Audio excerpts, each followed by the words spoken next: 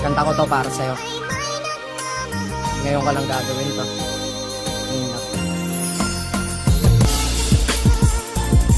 Kung may mga kasalanan sa inyo, magulang nyo noon, bigyan nyo sila ng pagkakataon na magpaliwanag at bumawi. Kasi wala naman sigurong magulang na gugustuhin mapasama yung anak nila, diba? Siguro kaya lang tayo nagtatampo ng bata pa tayo dahil may mga bagay pa tayong mga hindi naiintindihan. Tsansa lang.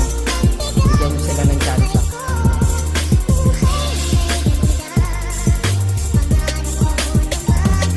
Hindi mo ginusto noong ako ay naiwanan mo. Lahat ng binigay mo sa'kin ay pinaghirapan mo. Tanging inisip mo na lamang ay kinabukasan ko. Sarili mo hindi mo na inisip, nilunasan mo ang aking buhay na mahirap. Kaya ikay nagsikap, sarap ng buhay ko, ikaw naman ay naghihirap. Kaya nagtanong ako at bakit pa ako nagtampo. Pwede ka naman maghirap basta sama mo ako. Dahil ang buhay mo ay life at aking nakabisa. Matagal ka ng hirap, tagal mo nang nag-iisa. Ayokong dumating yung araw, lahat ay huli naman. Yung dapat kong ipadama, hindi ko na ipadama. Kaya hayaan mo ako hanggang ikay nandito pa. Magsimula ng panibago, ulitin sa umpisa. Alam mong puso ko'y manhid at baka lang pagkasadya. Pero mahal kita, hindi mo lang mahalaga.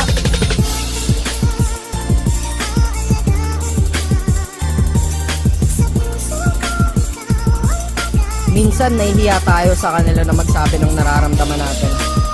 Alam niyo yan. Kung ayaw nyo magsabi ng feelings nyo, may mga ganun talaga. Pero kahit one time, mag-open kayo sa kanila. Kaya maya, para maintindihan din nila yung mga bagay na hindi nila naiintindihan sa inyo.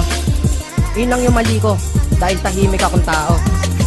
Hinahanap mo pa ang pagmamahal ng babae sa iba, ang babae na tapat kung magmahal ay ang ina. Kahit madaming babae sa buhay mo, iiwanan ka din nila. Pero ang iyong inay ang siyang babae na matitira. Dahil lang isang inay ay kayang maghintay, magbago ang kanyang anak at di siya bibigay. Ngunit kanyang ibibigay lahat ng kayang ibigay. Kahit walang matira sa kanya, walang problema kay inay.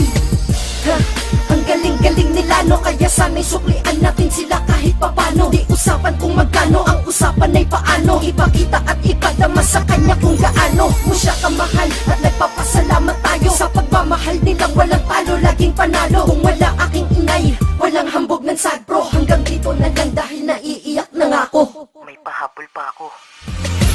Sa kagulat kong anak ay dapat nga lang mainis, pero ikaw ay nagtyaga at sa akin ay nagtiis. Kaya ako'y awang-awa habang sa di nakatingin. Kahit walang kwentang anak, pinilit mong intindihin. Lahat ay kaya mong gawin, basta lamang para sa akin. At patawad sa lahat, sana ako ay patawarin. Pag ako ay namatay sa kapanarang malupit, sa kabilang buhay maging nanay ko, sana ikaw ulit. Dahil kahit hirap ka na sa tulad ko na pabigat, magaan pa rin loob mo sa akin, kaya halika. Pakinggan kang tanang anak mong suwail at pasaway. Ngunit tinanggap kong buo, naging mabuti kang inay. Kahit ngayon nyo ay nagpata ng luha, pawis at dugo, at laging nasa tabi ko. Kaya salamat, Ermats, ikaw kakampi ko.